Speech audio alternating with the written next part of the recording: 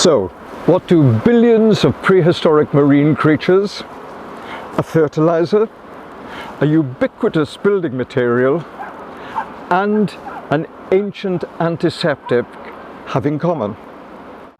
Well, the answer is behind me. It is, of course, limestone.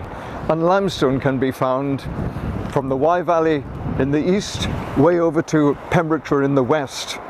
And hundreds of millions of years ago, marine organisms settled on the bed of shallow tropical seas. And then through massive compaction and mineralization, formed into these incredible layers of rocks. And limestone has produced some absolutely stunning landscapes, like these sometimes friable cliffs behind me, and the wonderful, starkly beautiful landscapes along the Blaenau of South Wales.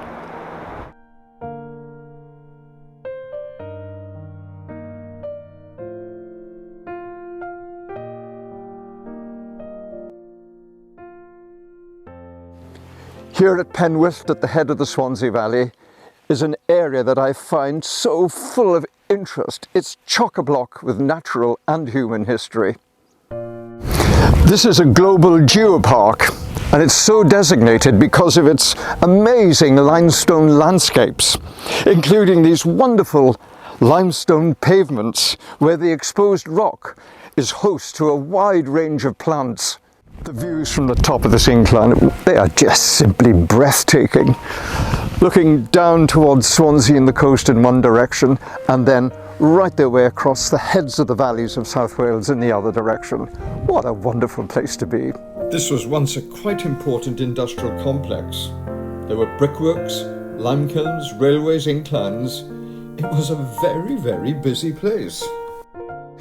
In fact, it's thought that about 350 people lived here at one time, in workers' cottages like the ones behind me, but now they're the headquarters of the South Wales Caving Club, because this is a phenomenally important area for caves. Many years ago, when I was much younger, much slimmer and much fitter, I was a member of the Cwmbran Caving Club. And we spent gloriously happy hours exploring the mines and caves of Wales. And one of the most challenging caves is here, Ogof Ffynnon Ddu, the cave of the Black Spring.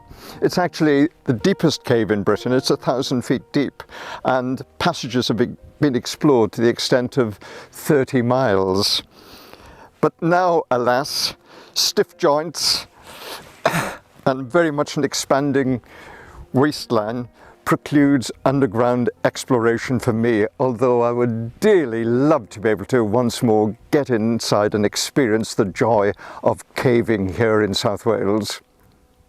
Caves are formed because limestone is soluble in mildly acidic water. So as water percolates down through the joints and the cracks, it eventually erodes out much wider tunnels and then ultimately larger chambers and caverns. And if you want to see some really magnificent and beautiful caverns and chambers, then you need to visit the National Show Cave Centre for Wales at Ogof.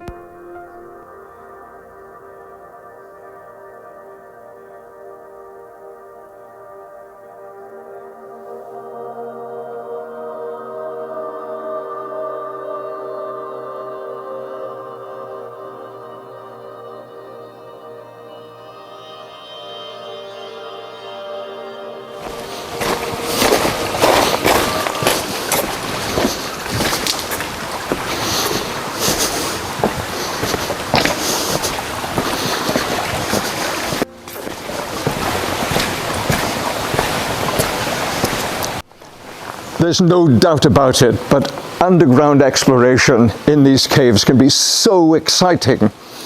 And this cave, Porthor Ogof, near Ystrad, it's attracted visitors for centuries.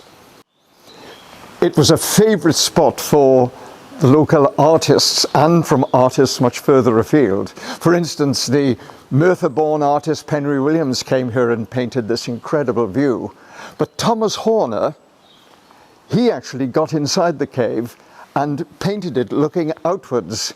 And to catch the scale and majesty of the place, he produced his painting in the form of a panorama which had wings that could fold out. William Weston Young wrote in the early years of the 19th century, in his book, The Beauties of the Vale of Neath, he spoke about these lovely waters of the Mester. And here's a little poem. There in one mass uniting pour their flood, over broken ledges to the deep below. A high-toned echo fills the bordering wood, and silently away the placid waters flow. In the summertime, when the water levels of Avon Mester are low, they mysteriously disappear just at the cave entrance to then reappear several hundred meters downstream at the resurgence. In wet weather, however, this can be a very, very dangerous place, especially when Mester floods and overwhelms the entrance into the cave. I remember in the early 1970s being a member of the cave rescue backup team, and we were carrying in equipment for the experienced divers who were searching for the body of a caver. This cave has to be treated with the greatest of respect. It's not a place to fool around in. You have to take places like this very, very seriously.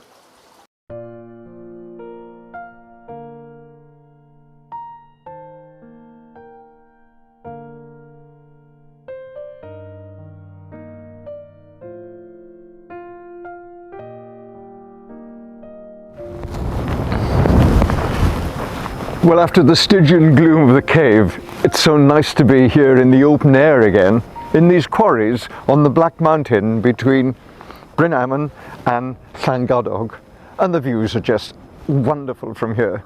Eastwards we look across the industrial valleys of South Wales, and westwards behind me, of course, there's rural Carmarthenshire and further west into Pembrokeshire.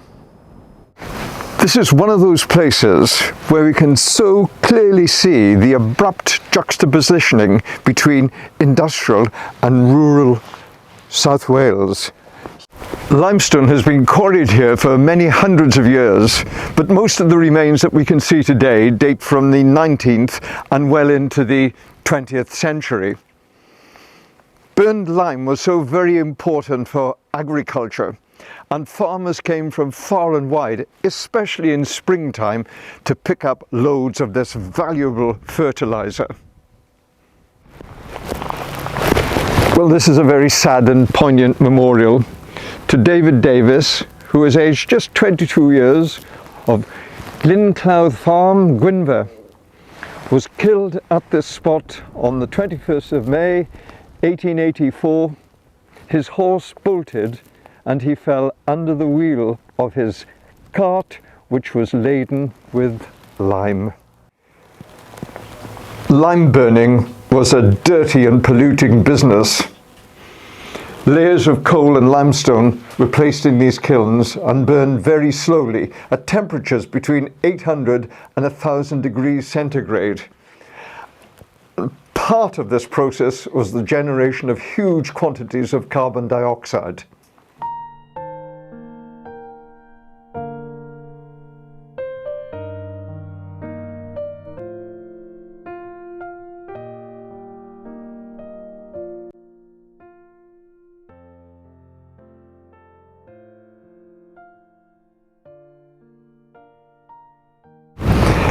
The heat generated by these kilns was often very attractive to itinerants who came to them seeking warmth and shelter.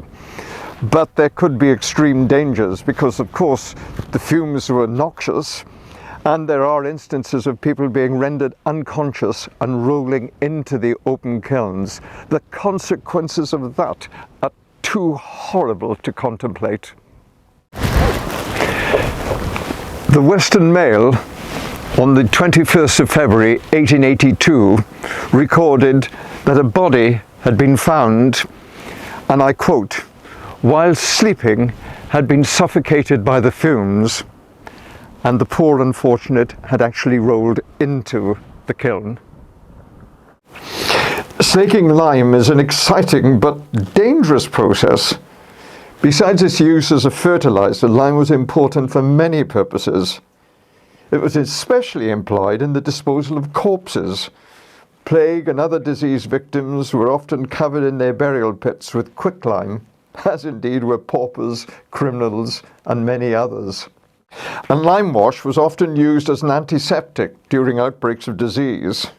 Also, very importantly, it was used in lighting in theatres, where performers were said to be in the limelight.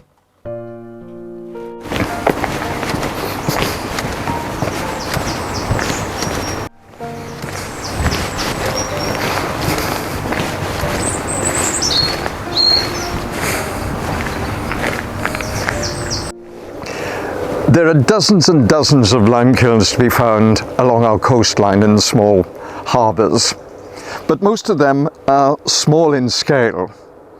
But when you come inland to here in Llanderbeer, we have this impressive run of kilns here, and it was the opening of the railway in 1857 that was the spur to their construction. These kilns are on private land, so obviously we can't get inside, but nevertheless we can get this excellent view of this run of kilns, this whole industrial process. And I love these on my right hand side because these were designed by the then owner, Richard Kirk Penson, who was also an architect. Well, he really had great plans for these kilns, and he produced drawings showing his vision. And here they are in their wonderful Gothic come Italianate revivalist splendour, with their soaring arches and their lovely bricked ornamentation. Alas, his plans didn't come to full fruition, but let's be thankful that his kilns are still with us today, along with the others that were built at intervals during the rest of the 19th century. I think they're wonderful, because they show the way that concepts towards industry changed over that 50 years, from these rather superb Gothic glories to the much more workaday structures as we progress through towards the end of the 19th century. But nevertheless, regardless of what date they're built, they are just terrific examples of industrial architecture. Limestone has served us well for centuries, as it continues to do so today. And what could be better than spending an afternoon walking below the cliffs here at Southerndown on the Jurassic coast, looking for evidence of those marine creatures that lived and died so many million years ago, and who have proved so beneficial to us in so many ways throughout our history.